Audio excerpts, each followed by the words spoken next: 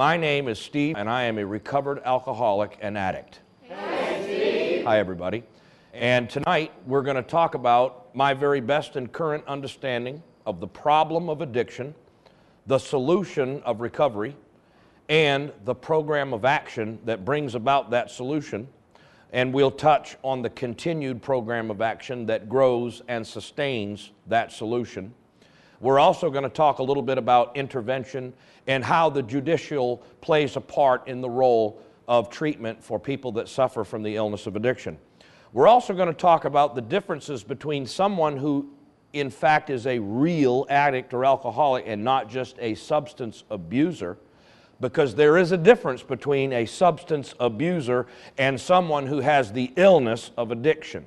And we're going to talk about the differences in the two. So we're going to get right started with the simple truth about the illness of addiction. The illness of addiction affects all three of the basic areas of human existence. For example, each person has a physical body, and each person has a mental consciousness or a mind, and each person has something deeper.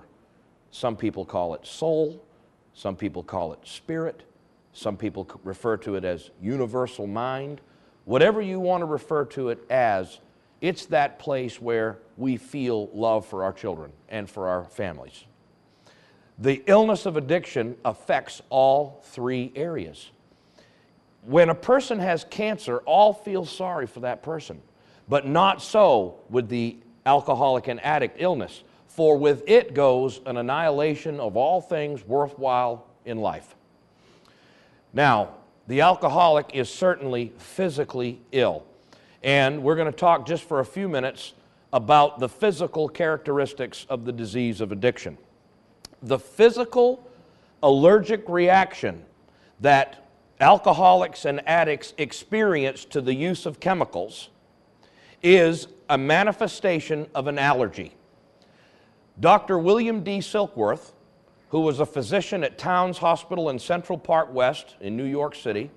He was a prominent physician doing fabulous and humane work in the field of treatment for addiction. He had lost his family practice during the Depression.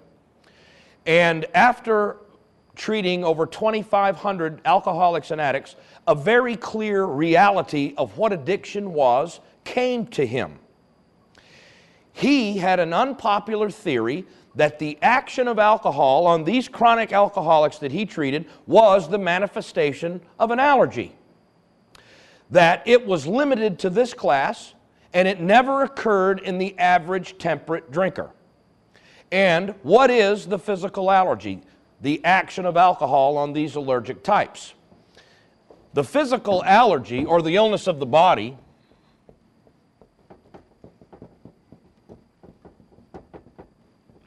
it takes place when the alcoholic or an addict puts the substance in their body. It's very important to understand that when the alcoholic or an addict puts the substance in their body, it triggers a cycle of craving. It happens every time the alcoholic or an addict puts the substance in their body.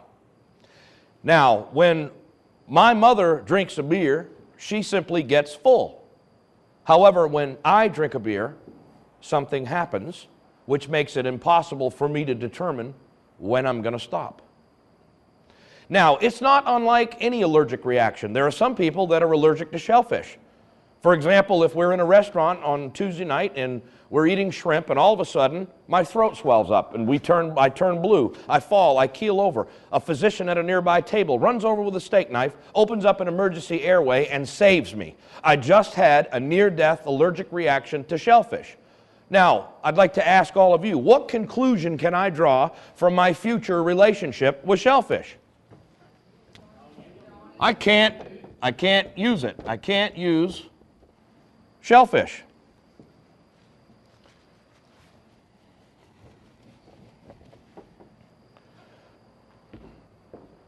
How about if you come and visit me on the hospital that night because they kept me overnight because they had to do an emergency tracheotomy, And you walk up and you say, man, Steve, your allergic reaction scared me. It was a near-death allergic reaction. And I respond by saying, I know.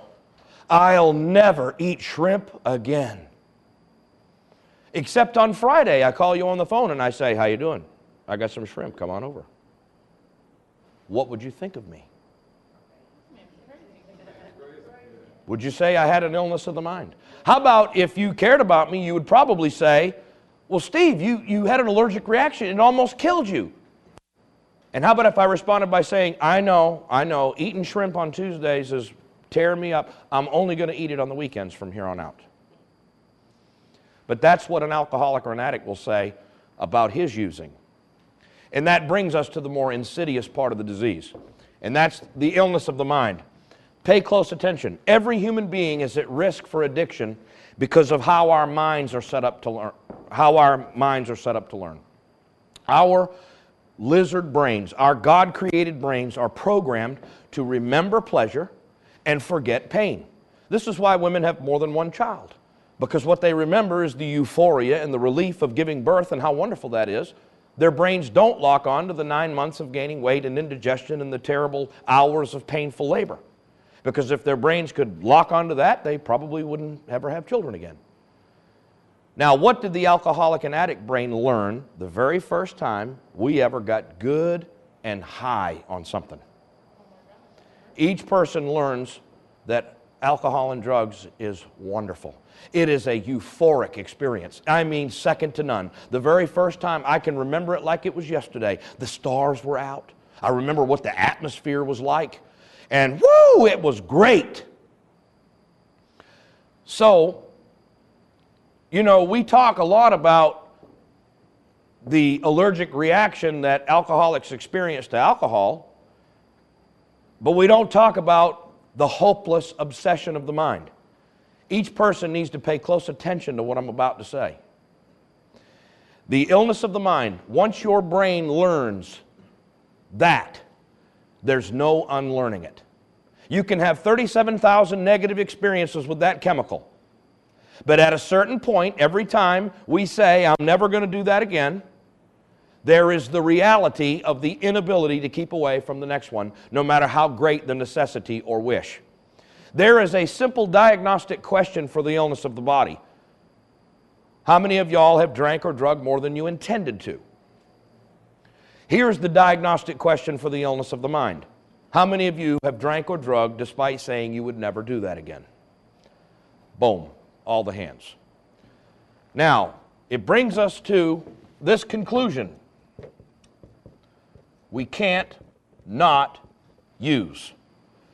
Can't use based on the illness of the body, can't not use based on the obsession of the mind, is the verdict of inevitable annihilation for the alcoholic or an addict, is the truth about addiction. I'm damned if I do use, and I'm damned if I don't. It is a hopeless condition. You can't think it away. You can't learn your lesson it away. You can't go to treatment it away. You can't make up your mind it away. It cannot be reasoned with or bargained with. It ain't going away, ever, if you got it. This is the difference between a substance abuser and the real addict. A person that uses drugs and gets in trouble and is faced with the commitment of incarceration, that person can stop or moderate. The real alcoholic can't. You can threaten him with being thrown in prison and throw away the key, and he'll be drunk that afternoon. However, society looks at that person and says, well, you'd think he'd quit for her. Or certainly, he should quit for those children. This is a person who's beyond quitting for those children. This is a person who is so sick that his condition is hopeless. Science has not created a pill to fix this one yet.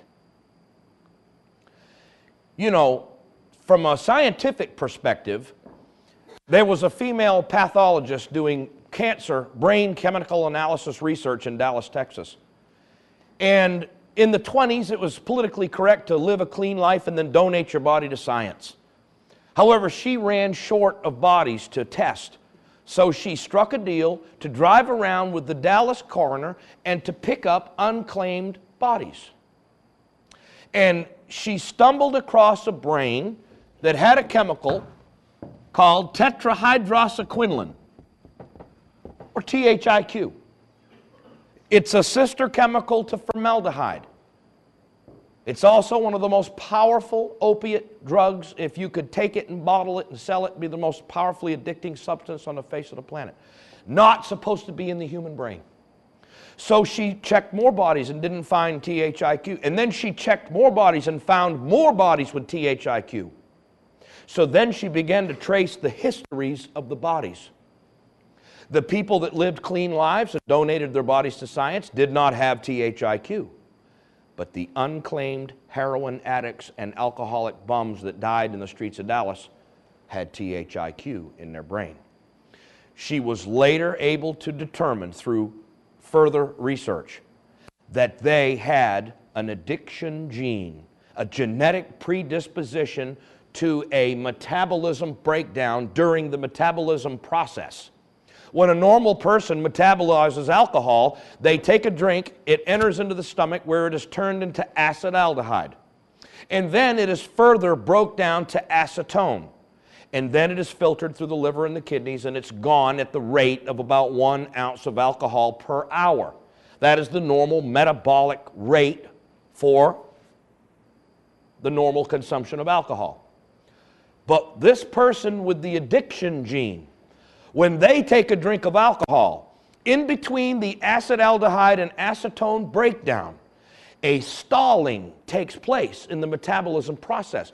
The metabolism slows way down, and then the brain secretes the chemical tetrahydroxyquinoline, and it deposits itself on the pleasure center of the brain, where endorphins create chemicals such as dopamine and serotonin, these chemicals that give us a natural sense of well-being.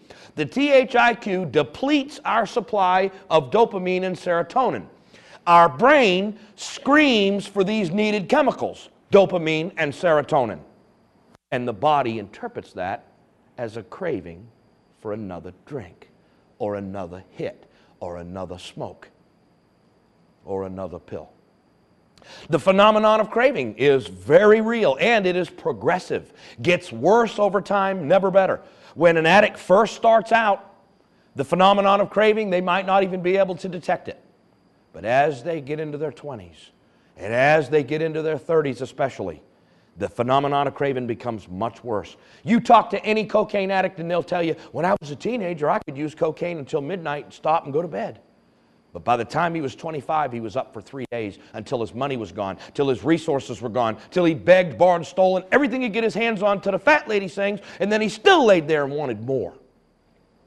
What is that but a phenomenon of craving? Now, we talked a little earlier about this spiritual malady. The alcoholic and addict, I don't think, has a monopoly on the spiritual malady. I'm not here to talk about all human beings. I'm here to talk about alcoholics and addicts. Alcoholics and addicts have the symptoms of an unfit soul condition, an unfit spirit condition. I had it long before I ever picked up a drink or a drug. For example, when I was 11 years old, my parents put me in private school where I wore Wrangler jeans and everyone else had polo shirts and Levi pants. I also had the worst case of acne. I had a deep sense of not belonging. I was skinny, and I felt like I desperately needed and wanted to fit in, only I could not. I walked around with a hole in me the size of God.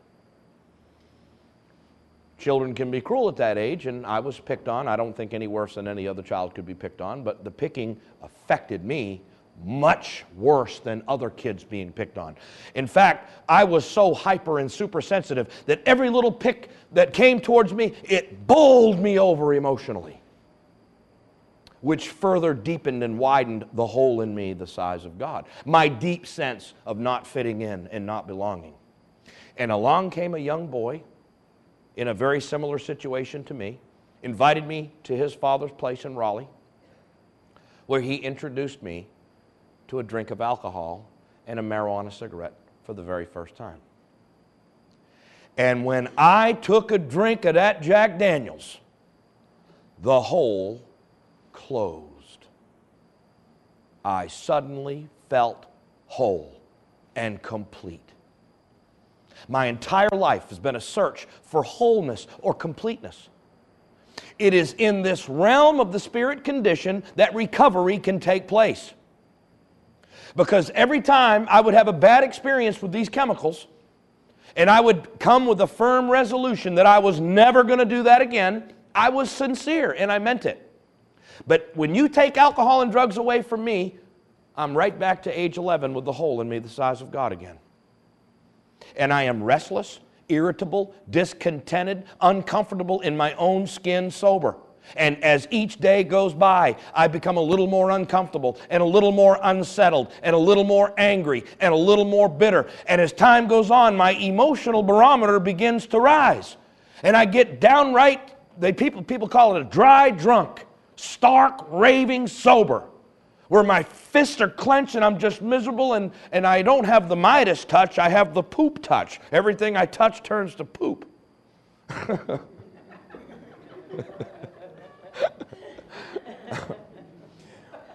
And when the emotional barometer gets high enough, without any help from me, I have a brain that's programmed to go on an automatic search for what's going to comfort me. And guess what memory it finds? The memory of the first time I drank that Jack Daniels. I become obsessed with that idea that this time when I drink Jack Daniels, it's going to be wonderful like it was when I was 11. The illness of the mind is also progressive, because the illness of the mind has been to every AA meeting I've been to. It's been to every treatment center I've been to. It's done every fourth step I've ever done. It's called my sponsor every time I've ever called my sponsor. It knows what I knows, and it will use that information to delude me. Because after I'd been in treatment 30 times, I could no longer justify and say, hey, this time when I do crack, it's going to be wonderful. I knew when I smoked crack it would be terrible.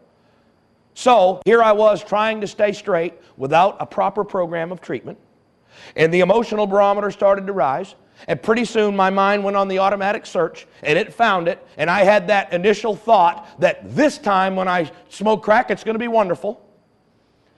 My intellect would say, wait a minute, smoking crack ain't going to be wonderful, it's going to be terrible. And I'd get this terrible feeling in the pit of my stomach, and I'd start to pace, and I'd go, oh my God, I'm thinking about smoking crack. Oh, I'm not going to do it though. Wait a minute, am I going to do it? No, in fact, if I smoke crack, it's going to be bad. Nothing good's going to happen. I'm probably going to end up in jail. I know I'm going to end up in big trouble, but screw it. What is that but the illness of the mind? That is a delusion. Because it's not the truth, because the next day, I care. When I try to convince myself that I don't care about the consequences, the truth is, the next day, I care. How many of y'all have done the screw it only to wake up the next morning going, oh, why did I do that? Why did I do that? The reason why you did it is because you can't not do it until this thing is properly treated. The only time-tested, proven method of recovery from addiction in the history of written language.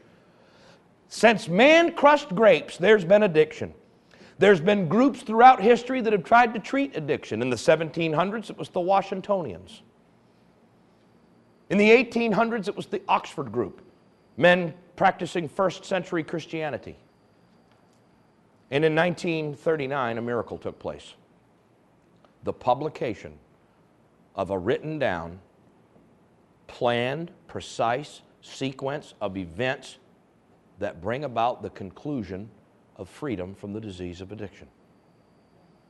And it was from this publication that a worldwide fellowship grew. People often say, which came first, the chicken or the egg? I've sat in AA meetings where people said, well, the fellowship was around long before the book. Wrong. The fellowship was unnamed when the book was published. The fellowship took its name from the book. Back in the old days, after the Saturday Evening Post published an article, Alcoholics and God, people wrote frantically to the small New York AA office and said, I know someone that's a hopeless alcoholic, will you help us? They would send him a copy of the textbook, Alcoholics Anonymous. And people that are non-alcoholics, when they read it, they know it's a textbook. But when alcoholics read it, we think it's gobbledygook. But it is truly a set of directions on how to correctly apply the program. And they would apply it. They would have spiritual awakenings as the result of the work. And then they would have motivations to want to help other alcoholics. And AA groups popped up all over the country. By far the fastest growing organization is in the history. The textbook of Alcoholics Anonymous is the #2 selling book in the history of the written language. It contains the only time-tested, proven method of recovery from addiction. Now, there are people in the recovery community that think that well-meaning professionals in this field have a difficult time reaching an addict because they themselves have not been in their shoes. Just out of curiosity, how many people in this audience have felt like there was well-meaning therapists, counselors, and psychiatrists, but they just couldn't reach it because you knew they hadn't been where you are? Has everyone had that feeling? I know that I have. For the therapeutic value of one addict or alcoholic who has recovered as a result of doing this work, properly armed with the facts about himself and how to recover, can unquestionably gain the confidence of another alcoholic very quickly and guide that person onto the solution. So in trying to intervene in a practicing alcoholic or an addict, the first thing people want to do is they want to take them and throw them into a psychiatrist or throw them into a therapist. And therapy is great and it's well needed for a lot of alcoholics and addicts, but it is not the solution for the disease of addiction. A spiritual transformation must take place in order to recover from this disease. People will say, well, you need to go to meetings. Well, meetings are fine, but if a person had cancer, would meetings cure him? You've got terminal cancer, well, just don't have cancer and go to meetings. That's what they tell the alcoholic.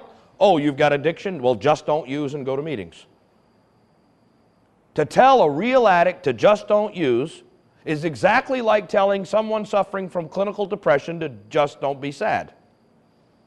Or telling a homeless guy to just buy a house.